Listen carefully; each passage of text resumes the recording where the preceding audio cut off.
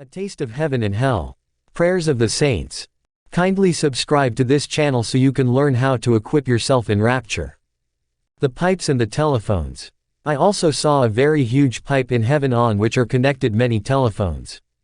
Every person has his or her telephone connected to this pipe. As I approached those telephones, and read the details concerning the owners of those phones, I saw that the entire history of these people is recorded on these phones. This history dates back to their great-grandparents, and everything they did and were supposed to do, as well as the reasons why they were born into this world. But I saw that many of these people died without fulfilling their divine purpose on earth.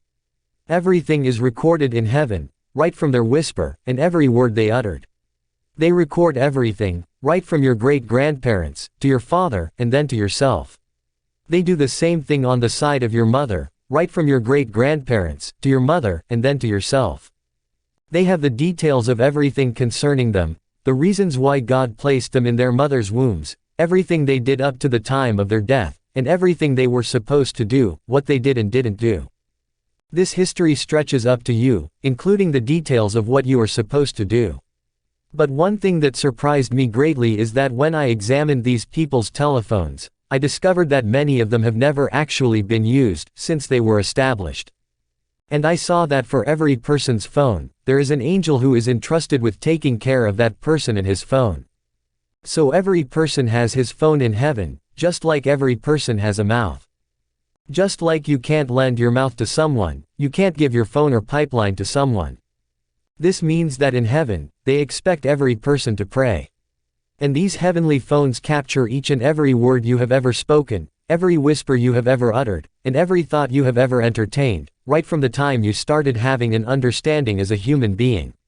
But capturing such things was not the major purpose. Their major purpose of these phone lines is to act as mediums of prayer. But I saw that most of these phones are not used. And like I said, the phones capture each and everything. There was a lady on earth who thought of praying. Then in heaven, we heard her all around. We even saw where she was located on earth, and what she was doing at that particular time. Now, immediately this lady started praying. She started by thanking the Lord in wisdom, and God was pleased. This means that there is also an unwise way of praying that doesn't please God. This lady then worshipped the Lord, again in wisdom, and God was again pleased. This also means that there is an unwise way of worshiping, which doesn't please God. Now after worshiping God, everyone in heaven expected her to pray for something.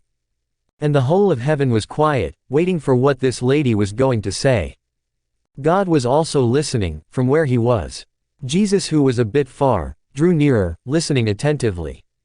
But this lady, instead of praying for something she needed, she drifted away slowly, saying, "Lord, you are Lord, you are Lord, you are good, you've given me life," and similar things. She continued saying, "Lord, you are great, you are almighty, you've done great things for me, you are the King of heaven," and things like that. She concluded by saying, "You are Lord, indeed you are the Lord, there is none like you, there is none." Everyone was expecting her to pray for something that heaven could do for her, but she went on slowly saying, "You are Lord, Lord, Lord." Until the phone went off. All heaven was saddened because it is very rare in heaven to get a prayer prayed in wisdom and one that is able to reach heaven and get answered. It's a miracle. It's great when heaven gets such a prayer, and the angels of God rejoice. This means that many people's prayers don't actually reach heaven. That's why when any single person's prayer successfully reaches heaven, heaven rejoices. It's as if heaven has received a miracle, getting a prayer of wisdom, and one that reaches heaven. So we were expecting this lady to pray for something after her prayer had successfully made it to heaven. But she didn't, and God was saddened. Besides this lady, there was another man who also started praying by thanking God. Then he worshipped with wisdom and God was pleased. Then he prayed, and the angels received his prayer, through his telephone. They placed his prayer in a heavenly golden bowl. Then they took this prayer through what looked like offices, starting with the first office, then the second, and then the third. When they reached the last office, I saw them opening up a big drawer, which also had keys. Then they removed 3 things and mixed them in the bowls in which this man's prayer was. Then they picked a matchbox and lit a fire. But this fire is not like our fire here on earth. Thereafter, the contents of the bowls, the man's prayer and the three substances the angels had mixed in it were well fried. After they had done this, I saw that the man's prayer smelled so sweet.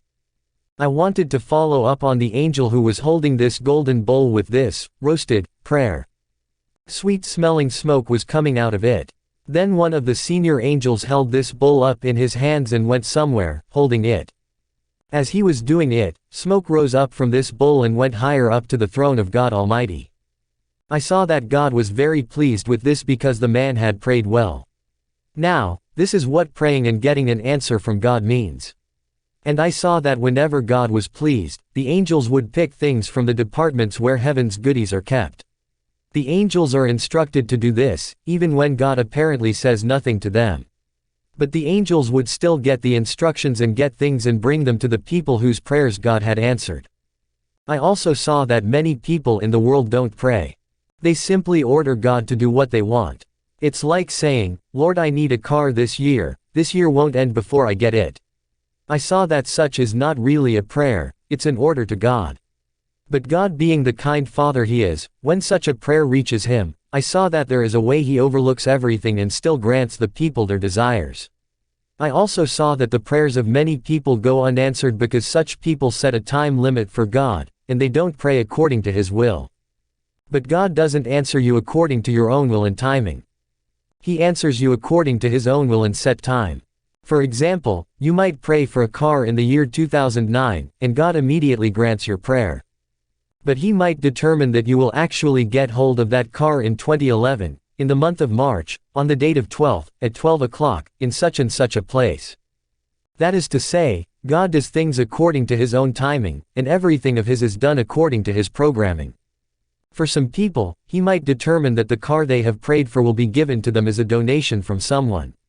And for others, He might determine that they will earn or work for it themselves through their sweat. But I saw that for some people, by the time God's prearranged time comes for them to get what they prayed for, such people have already left the places from where they were set to receive such things. They have moved from their positions. Others have already moved from their positions of faith and trusting God. I saw God's angels delivering things to the people, but the people don't know of it. They continue praying for the same things, which however God has already granted, and which His angels have already delivered. I saw the angels suffering from such things, looking or waiting for people to whom they want to deliver such things, but not seeing them. This is more so for unstable people, people who are not committed in faith. It's not that the angels don't know where exactly the recipients of these heavenly gifts are. They do, but in heaven, everything is done as it was ordered or arranged to be done. When you move away from your rightful position or God's will, you miss your blessing. I saw the angels carrying such gifts delaying a lot in certain places, while they are still waiting for the recipients to return to their rightful positions and give them such things. Finally, failing to see such people, the angels would go back to heaven with those things. On their way back to heaven, God's angels sometimes meet the devil's angels who fight them and steal these things. This means that when you pray, you need to take care. Your prayer might already have been answered and the things you prayed for already delivered. If this is the case, then it means Satan has stolen what God has already given you.